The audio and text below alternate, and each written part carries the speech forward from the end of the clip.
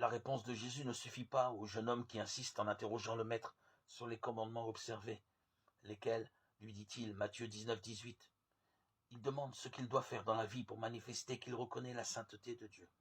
Après avoir orienté le regard du jeune homme vers Dieu, Jésus lui rappelle les commandements du décalogue qui ont trait au prochain. Jésus reprit, tu ne tueras pas, tu ne commettras pas d'adultère, tu ne voleras pas, tu ne porteras pas de faux témoignages. Honore ton père et ta mère et tu aimeras ton prochain comme toi-même. Matthieu 19, 18, 19.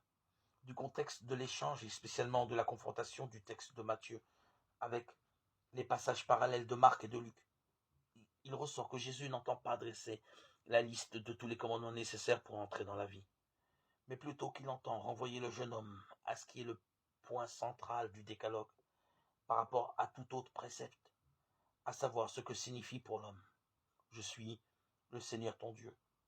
Nous ne pouvons donc pas ne pas prêter attention aux commandements de la loi que le Seigneur Jésus rappelle au jeune homme.